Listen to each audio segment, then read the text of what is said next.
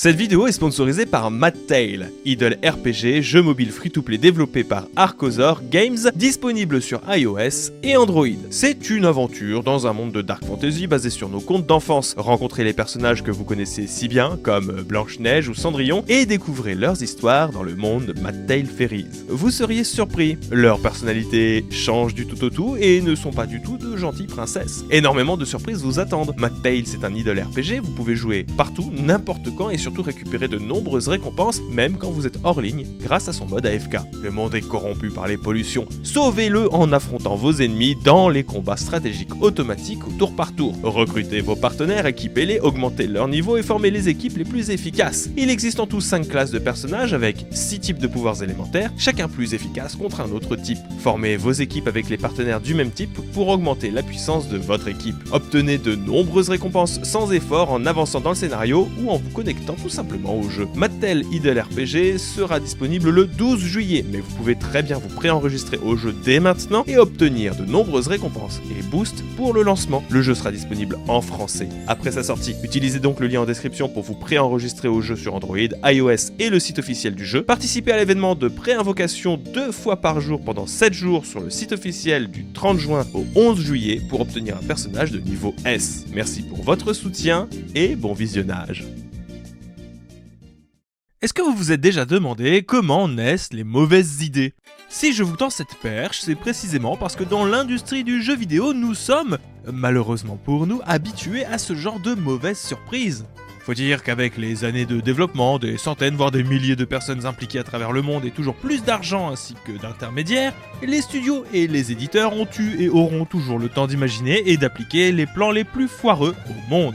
Annulation de PvE dans un jeu censé être né pour ça. Apparition de microtransactions ou de lootbox dans des franchises cultes où il n'y a aucune chance que ça passe. Ou même encore des mécaniques soudainement mises de côté après des années de teasing. Ce ne sont pas les exemples qui manquent. Mais dans ce packaging des trucs qui peuvent mal se passer, un élément en particulier est souvent plus chaotique que les autres. Un truc qu'on a tous sous le nez et qui n'a absolument rien à voir avec le développement, mais qui est particulièrement connu pour ses coûts dépassant ou égalant souvent ceci, le marketing. On a tous entendu cette fameuse phrase qui dit que promouvoir un jeu coûte souvent bien plus cher que de le construire. Et c'est pas totalement faux. Sauf que, avec tout cet argent, vous vous doutez bien que certains petits malins ne se limiteraient pas aux très standards encarts publicitaires sur des bus ou sur nos sites de jeux vidéo préférés. Non, eux, il leur fallait bien plus. Et par plus, j'entends des tanks, des caméras cachées, des jeux scellés dans des endroits improbables, des clashs, et bien plus encore, et qui, sans trop de surprise, offrira le meilleur du meilleur, et comme le pire qu'on puisse imaginer. Parce que oui, beaucoup d'argent, l'envie de faire remarquer son produit et surtout de le faire se démarquer de celui des autres, c'est le terrain idéal pour que des idées catastrophiques voient le jour et que des choses terribles arrivent. Bonjour vous, c'est Ico, et aujourd'hui j'espère que vous êtes prêts à prendre des notes dans la catégorie « Trucs à n'absolument jamais faire si on est embauché par un studio de jeux vidéo », puisque nous allons découvrir ensemble 4 des pires idées que les studios aient jamais pu avoir pour mettre en avant leur jeu.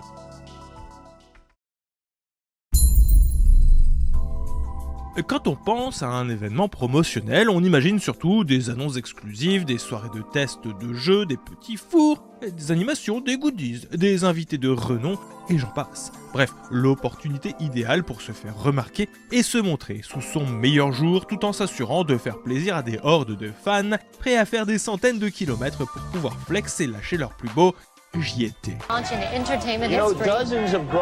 C'est du vu et du revu, et c'est ainsi qu'à travers le monde, plusieurs grosses villes telles que New York, Paris, Tokyo, Sydney deviendront l'épicentre de ce genre d'événements, même si certaines sont plus gâtées que d'autres. Mais si la plupart apprécient ce genre de one-shots événementiels, d'autres, ont un peu moins de chance, au point que ça devienne quelque chose qui puisse être redouté en fait. Prenez l'exemple de San Francisco qui à elle seule cumule les galères de toutes sortes dès que quelqu'un a envie de promouvoir quoi que ce soit. Vous avez très certainement déjà entendu parler de cette fameuse histoire où en 2011, THQ a eu l'idée excellente de promouvoir le jeu Homefront en lâchant près de 10 000 ballons rouges en pleine ville. Ballons qui tomberont vite dans la flotte, mettront un sacré bazar et vont tuer même des tortues. C'est une affaire dont on avait déjà parlé il y a quelques années dans une autre vidéo et qui, vu le scandale, a marqué la ville et ses administrés qui, sans trop de surprise, en avaient un peu marre à ce moment-là. Retour en 2010, cette fois-ci c'est Zynga qui nous intéresse, une célèbre société de jeux vidéo dits de réseaux sociaux qui est à son prime. Les Farmville qu'elle produit marchent comme jamais et grâce à cela, l'argent ainsi que l'armée de mamans spammant de notifications pour venir visiter des fermes d'inconnus semble infini. Une bien belle réussite qui va pousser la société à se diversifier et à produire d'autres jeux, dont Mafia Wars, un autre jeu web qui, comme son nom l'indique, mettait en scène des guerres de mafia, avec de l'argent, des armes et de l'énergie limitée que l'on pouvait bien entendu recharger. Alors, je vous épargne la phase où on tente de classifier ce genre de jeu. C'était il y a plus de 10 ans et il est évident que des erreurs ont été commises. Mais bon, c'était aussi l'époque où certains disaient LOL ou MDR à haute voix, donc on va dire que c'était dans l'air du temps, MDR. Non, ce qui nous intéresse, c'est comment Zynga a promu ce Mafia War, et comment ça a rendu dingue toute l'administration de San Francisco. Oh, en fait, c'est assez simple, la société a engagé une autre entreprise pour disperser sur les trottoirs de la ville de faux billets de 25 000 $ redirigeant vers leur jeu. Alors, je sais que dit comme ça peut sembler anodin, le problème, c'est que ces billets, en plus de n'être pas super pratiques, puisqu'ils incitent les gens à s'arrêter net en plein milieu des trottoirs, ils sont collés avec beaucoup d'efforts, ce qui en fait, c'est de la publicité sauvage, une publicité complètement illégale, sans aucun accord ou engagement quant au retrait de celle-ci, qui venait d'être disposée en pleine ville, au nez à la barbe d'un San Francisco qui doit maintenant tout nettoyer à ses frais, sans avoir la moindre idée de la quantité ou de l'emplacement de ces billets. Ce qui les rendait moyens heureux sur le coup. Déjà parce que c'est illégal, chose sur laquelle insistera beaucoup le procureur de la ville, bravo, mais surtout parce que Zynga, au lieu de répondre au plus vite aux questions où et combien, prendra à la place son temps, parce que au moment des faits, et en parallèle, ils étaient trop occupés à faire exploser un véhicule blindé avec Snoop Dogg. Enfin, déclenché par Snoop, il n'y avait pas lui dedans. 3, 2, 1, fire! Une nouvelle frasque marketing qui ne va pas arranger les choses, forçant la ville et ses employés à se débrouiller, du moins pendant un certain temps, au gré des signalements et de bien 45 minutes de nettoyage par zone touchée. Quant au mot de la fin, Zynga ne se prononcera jamais publiquement, adoptant la politique de l'autruche et laissant la société engagée pour ce coup marketing, Davis Allen Advertising, prendre la foudre à leur place, et les 45 000 $ d'amende pour pratique marketing illégale. Et quand on voit que la ville remerciera la société pour sa bonne citoyenneté d'entreprise, je pense qu'on peut facilement se dire qu'ils ont surtout vendu leur partenaire parce que ça leur aurait coûté beaucoup trop cher d'assumer tout ça eux-mêmes. Une idée absolument stupide, aux sanctions ridiculement faibles, qui ne dissuadera en tout cas pas la société de recommencer peu de temps après, mais cette fois-ci à New York. Comme quoi c'est quand même pratique d'avoir des partenaires prêts à prendre les amendes pour soi. Tu payes presque rien, tu sauves ton image, et en plus tu peux recommencer en te disant que y a pas de mauvais buzz. Si vous avez grandi dans les années 90-2000, il y a de très fortes chances que vous ayez entendu ceci. Voire même cela. Voire ça. Si c'est le cas, vous avez aussi très certainement connu l'âge d'or des Rayman, des Assassin's Creed, des Far Cry, tout cela à une époque où nous avions encore l'espoir de voir sortir dans un état viable, on va dire, Beyond Good and Evil 2, Prince of Persia Remake ou même, allez soyons fous, Skull and Bones. Ah, je suis désolé, mais la chanson au showcase, ça ne veut rien dire. Depuis, toutes ces lueurs d'espoir sont soit mortes, soit en phase d'agonie. Et l'on pourrait sans honte insinuer que le studio, Ubisoft, malgré les efforts surhumains de nombreux développeurs passionnés qui ne sont pas forcément aux commandes, est surtout connu pour sa capacité à faire des choix quelque peu déroutants, pour pas dire contraires au bon sens. Mais c'est pas le seul domaine dans lequel Ubisoft se comporte ainsi. En fait, ils sont même très forts ailleurs, quand il s'agit notamment de terroriser des personnes innocentes en essayant de faire la promotion de leur jeu. Comme par exemple en 2014, lorsque, en un éclair de génie, le studio fit envoyer à des journalistes australiens, qui n'étaient même pas spécialisés dans les jeux vidéo, un petit coffre-fort accompagné d'un post-it sur lequel était inscrit un code. Un code qui, dès son utilisation, déclenchera un petit bip semant très très vite la panique.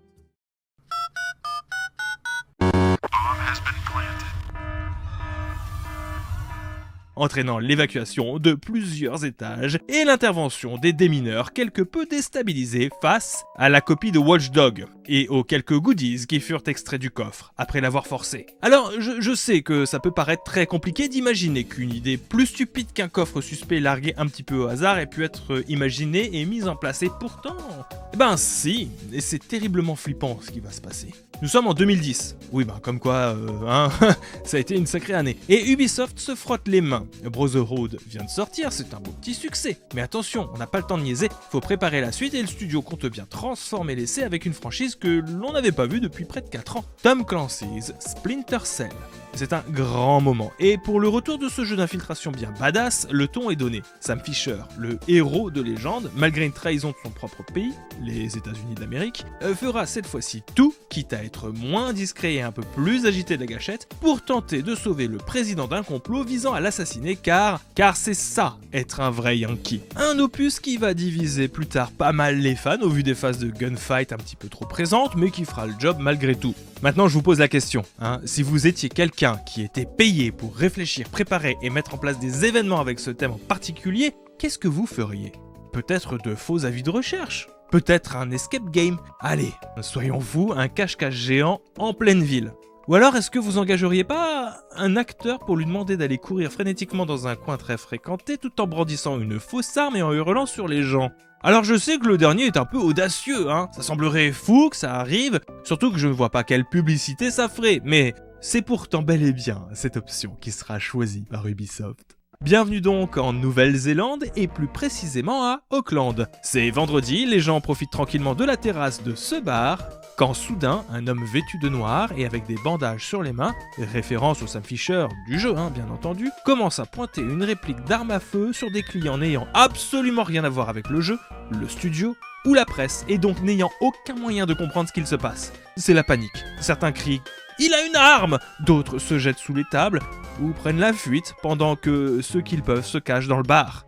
C'est pas vraiment promotionnel, Les gens sont en état de choc et ça ne s'arrêtera pas vraiment. Ça va pas vraiment arrêter l'acteur, qui reste dans son rôle. Jusqu'à l'arrivée de la police locale, se retrouvant nez à nez avec un homme cochant toutes les cases du danger public, arme au poing.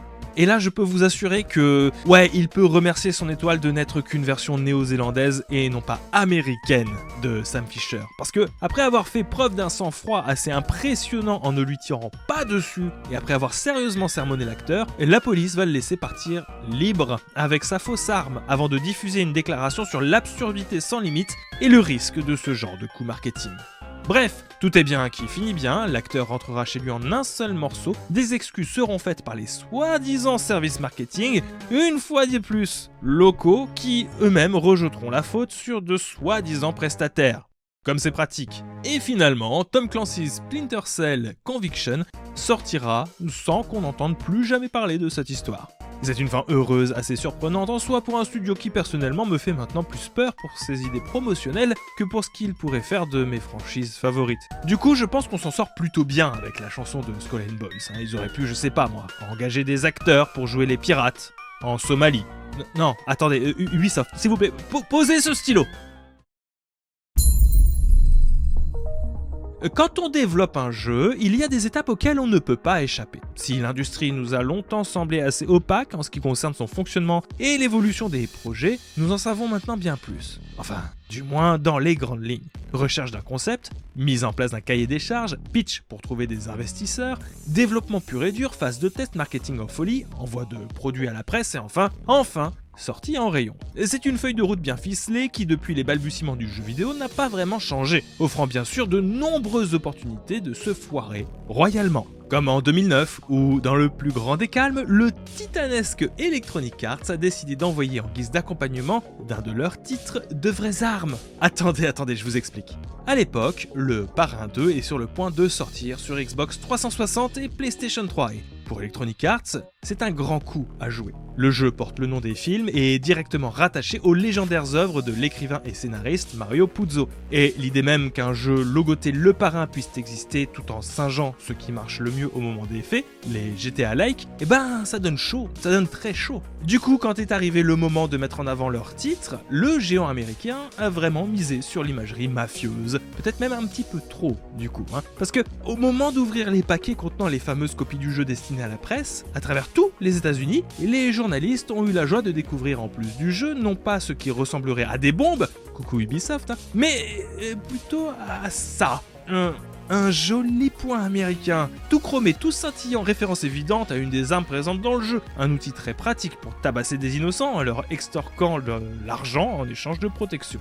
Certains diront que c'est de mauvais goût, d'autres applaudiront l'effort, pourquoi pas. Mais la réalité, qu'on va nommer ici service juridique d'Electronic Arts, va tout bonnement s'arracher les cheveux en constatant ce que les idiots du marketing venaient de faire. Vous voulez savoir pourquoi ? Tout simplement parce que ce petit bout de métal promotionnel là est aussi surprenant que ça puisse paraître pour un pays comme les États-Unis, où on retrouve un ratio de 120 armes pour 100 habitants, soumis à un permis obligatoire dans 17 de ces États, et considéré comme totalement illégal dans 21 autres. C'est une catastrophe et la société le sait, elle risque très très gros. Le danger est réel. Electronic Arts, avec ses milliards de recettes, ses milliers d'employés et ses franchises incontournables, venait d'envoyer intentionnellement et de manière répétée à travers tout le pays des armes, soit sous permis, soit carrément interdites. On ne peut pas faire plus illégal et le danger est d'autant plus grand dans un pays qui adore cumuler charges, amendes et peines de prison. Si un crime venait à être commis à l'aide d'un de ces points américains, par un journaliste ou par quelqu'un à qui on aurait vendu le kit presse, chose assez commune mine de rien, ce serait la fin des haricots. C'est prendre le risque qu'Electronic Arts se soit potentiellement reconnu coupable, par une forme d'association, de lien avec des crimes violents, voire pire, commis avec des armes qu'ils auraient distribuées. Pire, encore une fois, certains avocats pourraient même faire valoir qu'en plus d'avoir fourni ces points américains, Electronic Arts aurait, via son jeu et les actes qu'on peut y commettre, encouragé ce genre de choses. Traduction, presque tout pourrait être mis indirectement sur le dos de la société devant un tribunal, et ce, très facilement. La situation est effectivement très peu enviable, mais comme toujours avec Electronic Arts, sera gérée avec un sang-froid exceptionnel et une technique à toute épreuve. Non, évidemment, je plaisante, ils ont paniqué et se sont mis à exiger, comme si c'était pas eux qui étaient en tort, qu'on leur renvoie Manu Militari tous les kits presse du Parrain 2, tout en précisant dans le mémo qu'ils espèrent que le jeu plaît, en tout cas. Malheureusement, non, le jeu n'a pas tellement plus que ça, c'est sympathique sans plus, mais c'est un peu oubliable, et on sait pas trop ce qui s'est dit entre la presse et l'éditeur, mais une chose est sûre, c'est qu'il n'y a officiellement plus aucun kit en circulation, donc, on suppose que de sacrés coups de pression du genre « on vous invite plus jamais aux événements » ou « on vous envoie plus jamais de jeu » a été mis en place. Au final, Electronic Arts n'en parlera plus jamais, va éviter le sujet devant la presse. Le jeu va sortir, va recevoir une notation tout juste moyenne, et tout le monde oubliera cette histoire. Ce qui est un peu bizarre vu la gravité de la chose. À moins qu'il n'y ait une loi secrète qui stipule que si vous envoyez quelque chose d'illégal, c'est pas si grave que ça si vous demandez qu'on vous le rende. Après, je pense que dans la mémoire d'Electronic Arts, cet événement restera quand même comme étant l'un des pires jamais vécus en interne. Celui mettant en lumière le jour où une société de jeux vidéo a décidé d'envoyer des armes par la voie postale. Cette semaine-là, elle a pas dû être de tout repos. En plus, je sais pas moi, mais la mafia c'est surtout marquée par la prohibition. Il y avait peut-être moyen de se faire choper pour autre chose, comme de l'alcool déguisé en soda. Non, s'il vous plaît, Electronic Arts, posez ce stylo aussi.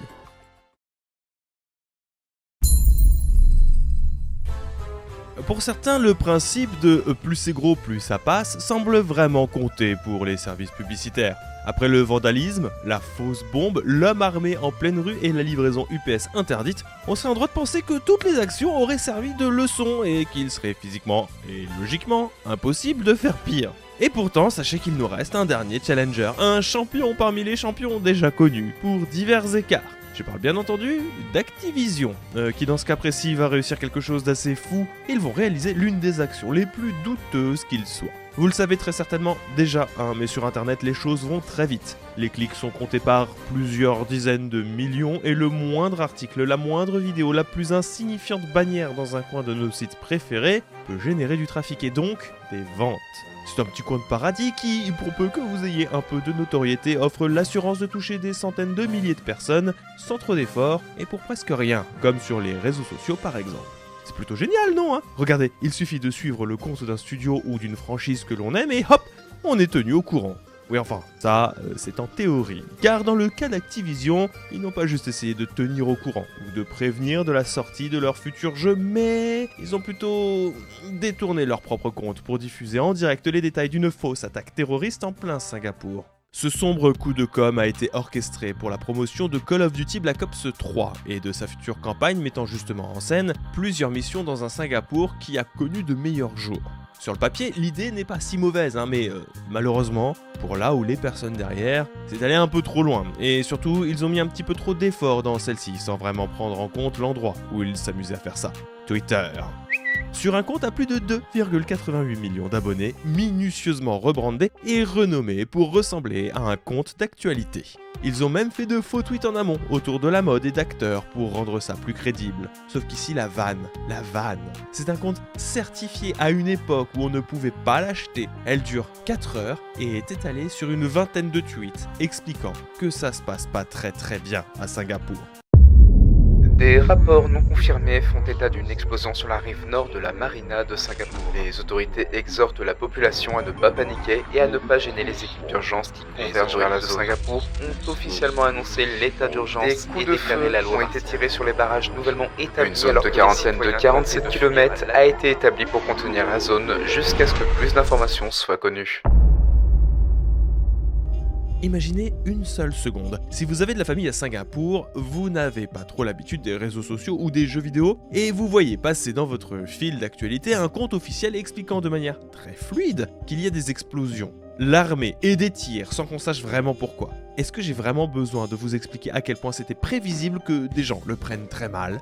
Parce que c'est exactement ce qu'il s'est passé. Des gens ont vu ça, ont vu le nombre d'abonnés ainsi que la certification, et ont à juste titre paniqué en pensant à leurs proches. C'est tout simplement stupide. Si stupide d'ailleurs qu'Activision réussira à mettre d'accord une bonne partie des médias spécialisés, décrivant presque tous un acte de, je cite, insensé, pour jouer sur la peur, la tragédie et l'empathie, afin de vendre à travers un marketing mauvais pour le jeu vidéo, mauvais pour la communauté et mauvais pour quiconque aura mal compris ce qu'Activision avait intentionnellement mal expliqué. Un beau retour de flamme qui cependant ne perturbera ni le géant américain, ni la franchise et encore moins Treyarch, le studio derrière le jeu, qui dira certes être désolé pour la manière dont ça a été reçu, mais aussi choqué par les réactions en chaîne des gens. Parce qu'après tout, quand on se trompe, c'est toujours plus facile de jouer les offusqués, surtout quand ça marche, puisque ceux-ci ne seront jamais inquiétés pour ça. Et après tout ça, vous avez Bobby Kotick qui joue les petits chatons gentils sur Variety et qui ne demande qu'à être entendu. Pauvre Bobby Kotick.